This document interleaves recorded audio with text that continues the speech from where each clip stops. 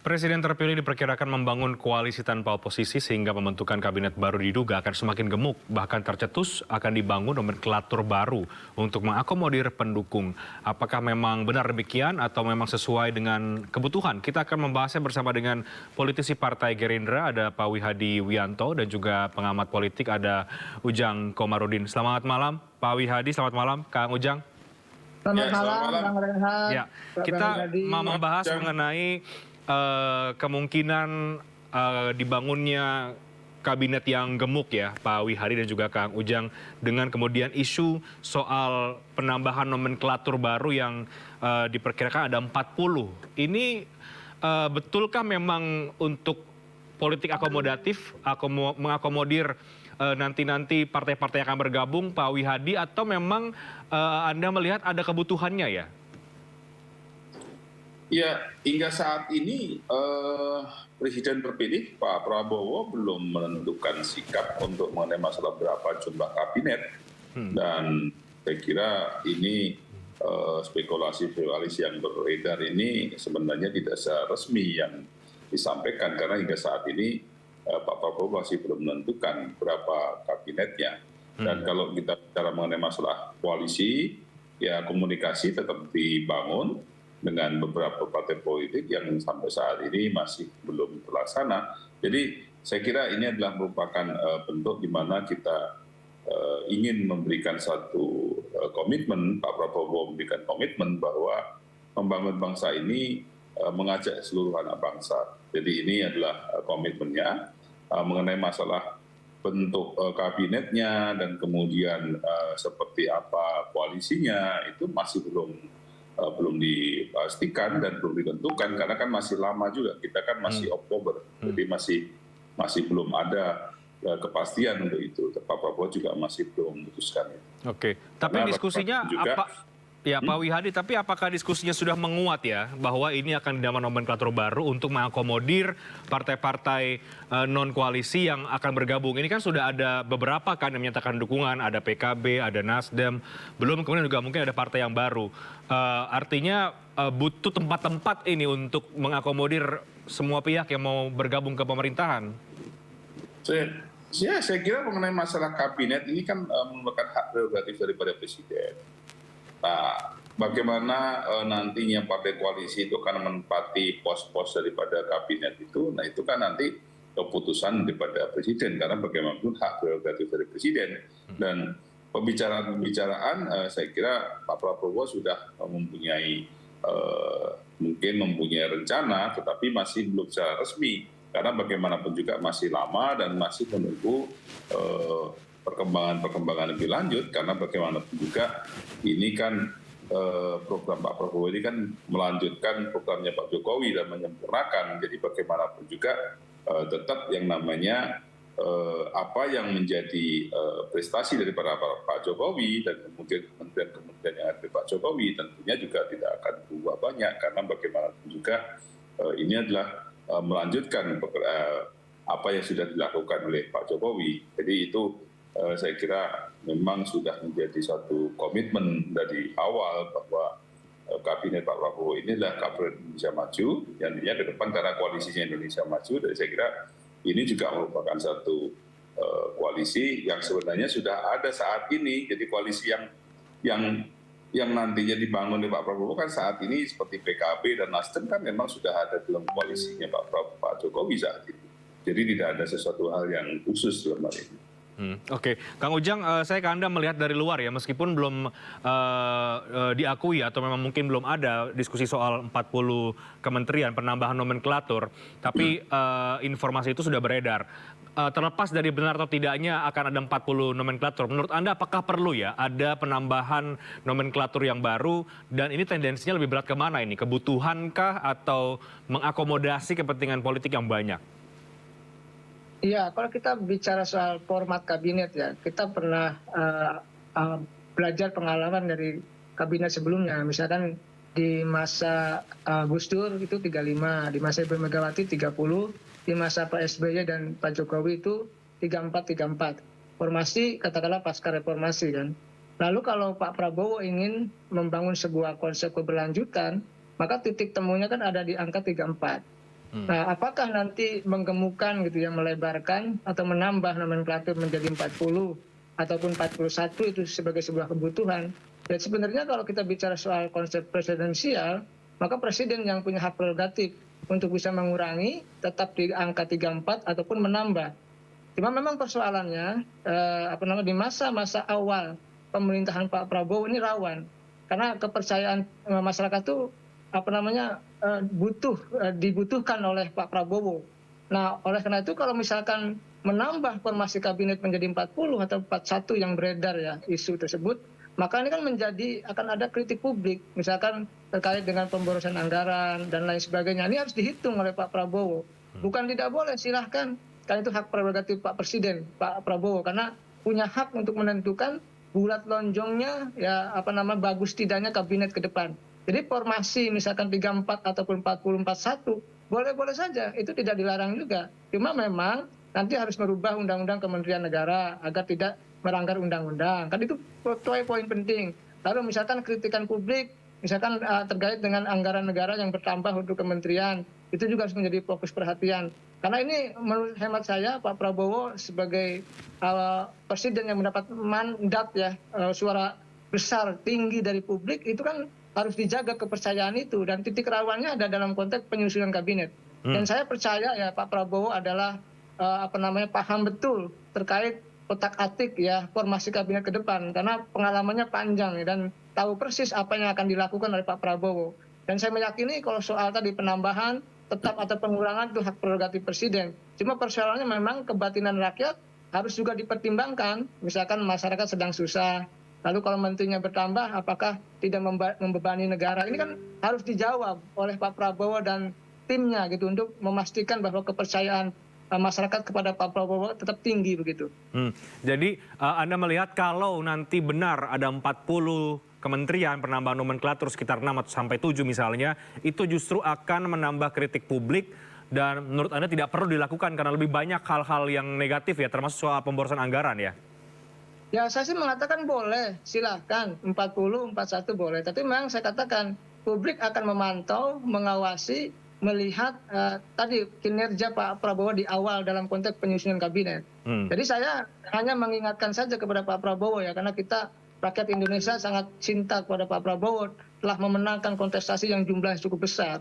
Nah, disitulah sebenarnya dalam konteks perhatian itu kita mengkritisi, mengingatkan pemerintahan ke depan agar betul-betul ya bukan hanya konteksnya mengakomodir kepentingan partai politik, tapi betul-betul membuat formasi yang ideal, formasi yang proporsional, formasi memang yang dibutuhkan ya. Nah, soal kebutuhannya ini kan Pak Prabowo yang tahu. Apakah memang 34 atau ke 35 atau 40, 41, tentu Pak Prabowo yang tahu persis, paham persis apa yang harus dilakukannya dalam konteks menyusun kabinet untuk membangun Indonesia dalam 5 tahun ke depan.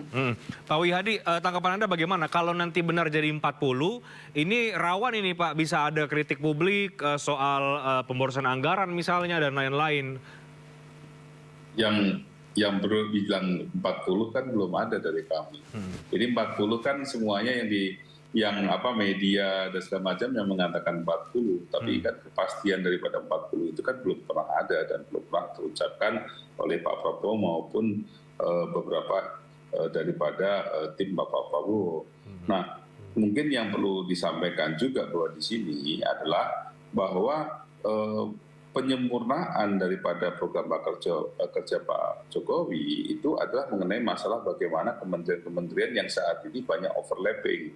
Artinya ada satu kementerian yang direktoratnya mungkin tidak bisa maksimal karena memang tidak ada korelasinya, seringkali seperti itu. Nah, ini perapian-perapian ini kan perlu gitu kan. Mungkin itulah yang dianggap mengenai masalah bahwa misalnya yang disampaikan misalnya di Menkumham misalnya, itu kan ada undang-undang, ada pemasarakatan, kemudian ada juga AHU. Nah, ini kan mesti harus dirapikan. Nah, kemudian yang lain kementerian-kementerian yang lain juga demikian. Nah, ini perapian-perapian ini kan perlu dilakukan. Nah, inilah memang penyempurnaan yang dilakukan oleh Pak Prabowo. Tetapi kalau kita bicara mengenai masalah penambahan kabinet, penambahan jumlah kabinet hingga saat ini belum pernah disampaikan secara resmi dan belum ada pernyataan secara resmi dari kami mengenai masalah jumlah kabinet yang akan datang. Jadi sampai saat ini itu masih sekedar rumor di luaran saja. Ya. Jadi belum pasti itu dari kami untuk menyatakan seperti itu. Ya, rumor, tapi juga kita belum mendengar ada pembantahan, Pak, dari elit Partai Gerindra soal tidak akan 40 begitu. Ya, ini kan apanya yang mesti harus dibantah karena memang sudah yang di luar 40 berkembang seperti itu, ya kita mengatakan bahwa sampai saat ini kita belum pernah menyatakan bahwa itu 40, ya kan? Dan ini semuanya Pak Prabowo, ya kan, dalam hal ini adalah merupakan presiden terpilih yang mempunyai hak prerogatif dalam menentukan kabinetnya. Dan sehingga saat ini juga belum menentukan berapa jumlah kabinetnya. Jadi inilah yang beredar-beredar di luar ini kan hanya peredaran yang mungkin tidak secara resmi atau mungkin juga itu banyak juga yang mungkin orang berandai-andai gitu kan. Jadi ini saya kira apalagi kan susunan daripada namanya juga berubah-ubah. Ini bukan dari kami, gitu kan. Saya tegaskan bukan dari kami. Jadi sekali lagi bahwa waktu masih panjang dan kita juga masih berkomunikasi dengan partai-partai koalisi untuk menentukan pos-posnya dan juga berapa jumlah kabinetnya. Oke, baik Kang Ujang, apalagi kalau kemudian ini benar ya akan 40, pastikan juga ada proses ya, itu merubah kemudian harus lewat DPR atau mungkin lewat aturan perundangan yang lain begitu. Sekali lagi yang Anda lihat Kang Ujang, itu justru lebih besar sentimen publiknya ya, sentimen negatif ya? Ya, saya justru khawatir di situ. Karena tadi begitu banyak masyarakat berharap kepada Prabowo Gibran. Dan ini adalah bagian daripada tadi ya lompatan kepercayaan publik kepada Pak Prabowo yang jumlah pemilihnya luar biasa besar ya, termasuk terbesar di dunia. Ini kan harus dijaga. Nah, dalam konteks menjaga itu ya harus hati-hati betul dalam konteks menyusun kabinet. Apakah memang tadi ramping, ataukah setengah ramping, ataukah gemoy gitu ya. Nah dalam konteks kalau menambah pasti saya meyakini ya akan ada kritik-kritik yang keras dari publik. Tetapi apapun itu kita serahkan soal formasi kabinet kepada Pak Prabowo karena beliau yang punya hak prerogatif untuk menyusun apapun, tadi mau berapapun ya itu hak beliau. Tapi sekali lagi ya kita hanya mengingatkan kepada Pak Prabowo untuk menjaga sentimen atau kritikan publik itu karena Pak Prabowo sudah lama berjuang maju sebagai calon presiden dan pemilu 2024 ini beruntung, beliau luar biasa. Maka tadi kepercayaan publik itu harus dijaga. Nah menjaganya itu kan dengan cara baik-baik kepada publik, termasuk dalam konteks menyusun kabinet yang ideal ya, yang proporsional, yang berkeadilan. Tentu ya basisnya adalah basis yang sesuai dengan kebutuhan Pak Prabowo. Tidak juga mereka tidak ramping juga, tidak gemuk juga. Yang penting proporsional itu. Ya, apa gunanya kabinet itu? Ya karena memang untuk menopang, untuk menjalankan visi misi dan program atau janji-janji kampanye Pak Prabowo Gibran. Itu kalau nanti misalkan dengan format 35 masa Gus Dur, 30 masa Ibu Megawati, 34 masa SBY dan masa Jokowi, lalu Pak Prabowo berapa, itu tinggal melihat kebutuhan saja, melihat kepentingan untuk kepentingan bangsa dan negara. Dan rakyat juga harus paham betul ketika nanti Pak Prabowo membuat formasi yang katakanlah sesuai keinginannya, sesuai dengan idealismenya, sesuai dengan argumennya, ya kita harus pahami. Tetapi kalau terlalu gemuk, terlalu besar juga ini harus hati-hati juga dalam konteks melihat itu. Karena publik mengawasi jalannya pemilihan Prabowo Gibran karena memang mungkin ya sangat cinta dan sayang pada Prabowo Gibran agar tidak membuat kebijakan-kebijakan yang tanda petik ya salah arah, salah jalan begitu. Bukan berarti 41 itu salah, bukan. Tidak, itu hak prerogatif. Tapi dalam konteks itu kebatinan masyarakat yang banyak yang masih susah, banyak yang masih miskin, tahu-tahu misalkan banyak pembagian power sharing yang terlalu banyak, juga ini akan membentuk sebuah sentimen yang menurut saya kurang baik. Dan ini harus diperhatikan betul oleh Pak Prabowo. Dan saya yakin Pak Prabowo paham betul terkait dengan itu. Oke, tapi bagaimana Kang Ujang dengan hitung-hitungan politik ya? Ini kan tentu tampaknya kan kemudian ada keinginan ya untuk membuat satu koalisi yang besar ya, yang gemuk dengan mengakomodir partai-partai yang bahkan kemarin di luar koalisi Indonesia Maju. Itu kan juga perlu ada pos-pos baru. Terlepas dari sudah ada tentu power sharing dengan partai koalisi Indonesia Maju sebelumnya. Begitu ada partai-partai yang lain masuk, ini kan juga perlu ada tempat-tempat tertentu, Kang Ujang. Ini yang sekali lagi kemudian seringkali dalam politik kita ini menjadi politik akomodatif begitu untuk mengakomodir kebanyakan kepentingan ini sehingga perlu ada pos-pos yang baru. Ya, tidak salah. Politik akomodatif yang sering saya katakan ke teman-teman itu tidak salah. Power sharing juga tidak salah. Yang penting dalam konteks itu proporsional dan tidak merugikan masyarakat lah begitu. Nah, saya melihat dan membaca gitu ya kebatinan dalam konteks penyusunan saat ini gitu, mengakomodasi kepentingan misalkan yang kalah masuk ke pemerintahan.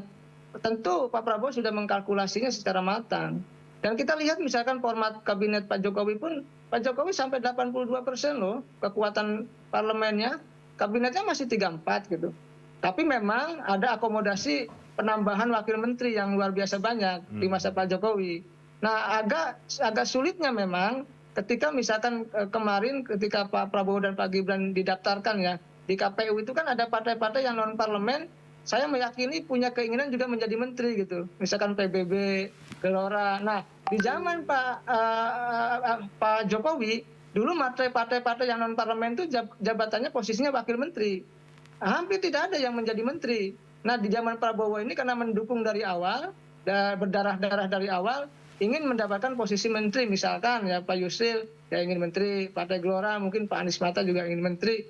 Nah, inilah sebenarnya yang membuat postur kabinet Pak Prabowo mungkin akan bertambah. Tetapi sekali lagi kita tidak seudon.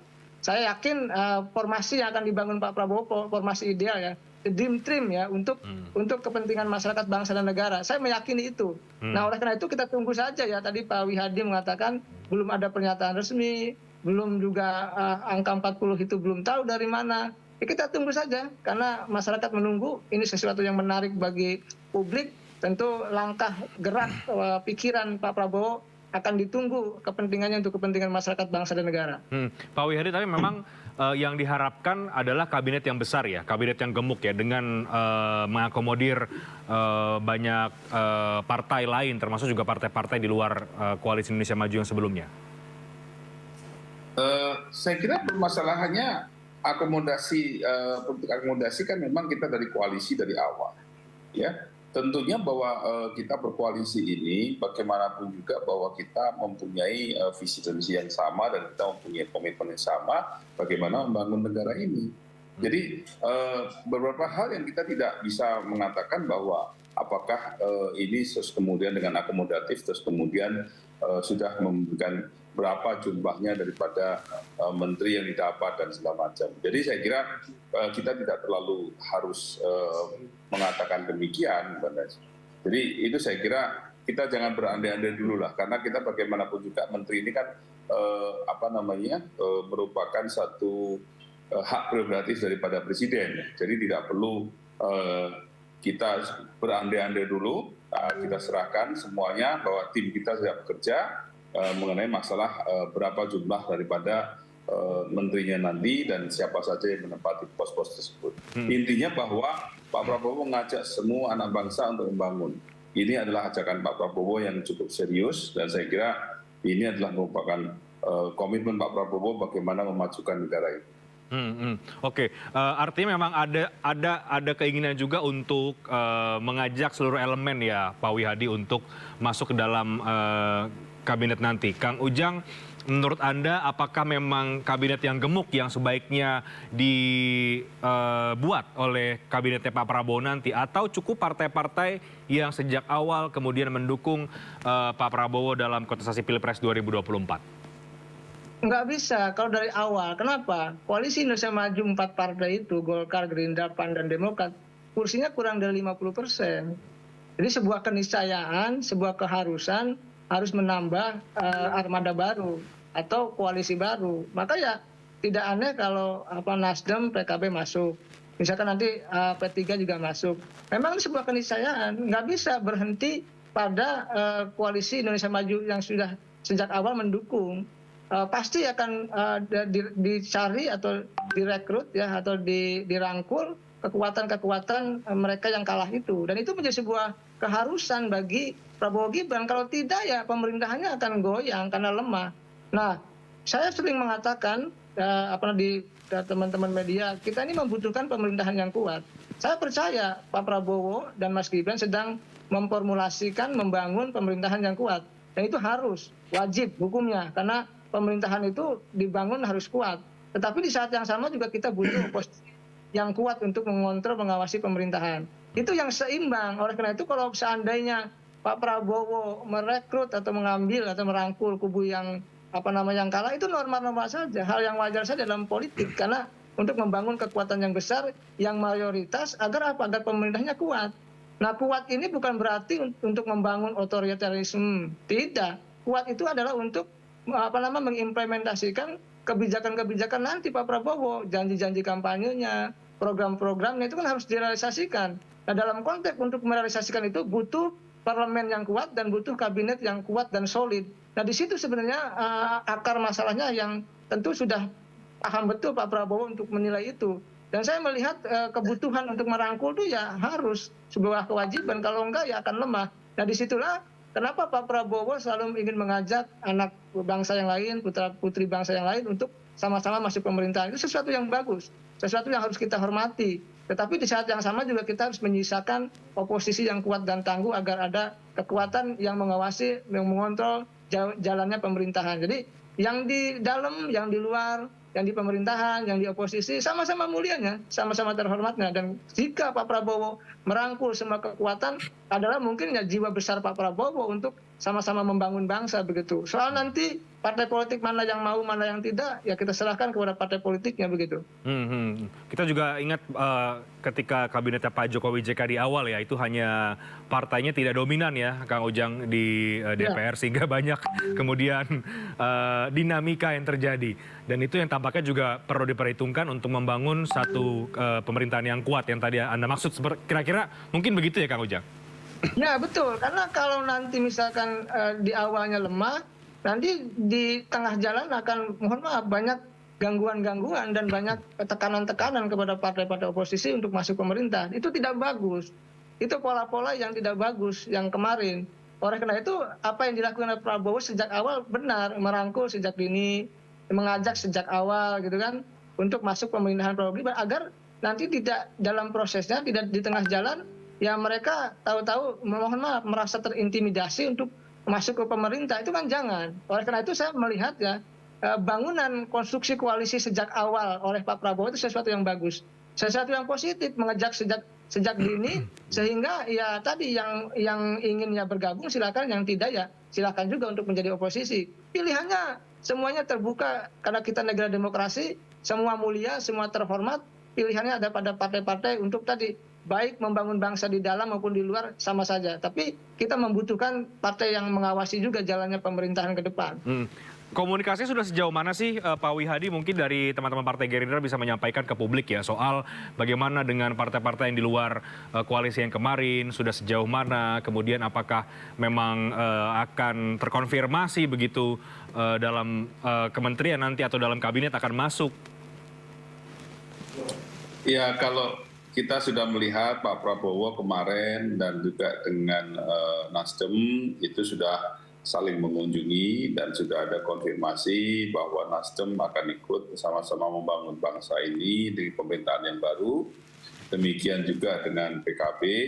Nah, saya kira itu adalah merupakan bentuk daripada komitmen yang akan kedepannya adalah untuk memberikan satu kontribusi dalam membangun bangsa ini ke depan. Jadi PKB dan Nasdem. Memang hanya saat ini yang masih belum menentukan sikap adalah komunikasi, tapi tetap terjalin, yaitu dengan PDI Perjuangan dan dengan PKS. Ya kan, komunikasi tetap terjalin, tetapi kan memang hingga saat ini belum ada secara resmi pertemuan ataupun yang lebih lanjut mengenai masalah pembicaraan ini. Karena masing-masing dari PDI Perjuangan juga menunggu rakernas, hasil rakernas, dan dari PKS juga menunggu daripada Majelis Dewan Syuro yang akan melakukan rapat untuk penentuan itu. Jadi ini semuanya adalah merupakan satu perkembangan saya kira. Tapi kalau dengan teman-teman yang yang sudah menyatakan koalisi dan sudah ada dalam koalisi dari awal, itu komunikasi berjalan dengan baik, dan ini tentunya sudah ada hal yang memang dibicarakan berapa pos-pos yang akan diisi oleh kementerian-kementerian nantinya pada saat mendukung program-program Pak Prabowo. Tetapi tentunya bahwa ini adalah hak prerogatif, dan karena masih waktu yang lama dan masih ada satu pemikiran-pemikiran dan juga mungkin yang namanya masih dibutuhkan juga pengamatan lebih lanjut, kira-kira bagaimana keputusannya nanti terhadap kabinet-kabinet yang akan datang. Oke, baik Pak Wihadi, Kang Ujang, terima kasih. Kita akan lihat nanti perkembangan politiknya seperti apa. Benarkah akan menjadi 40 atau 41 atau tetap pada jumlah yang sekarang ya, sekitar di angka 34-35 pos kementerian. Terima kasih banyak Kang Ujang, selamat malam. Pak Wihadi, terima kasih banyak, selamat malam. Bang Rehat, Bang Wihadi.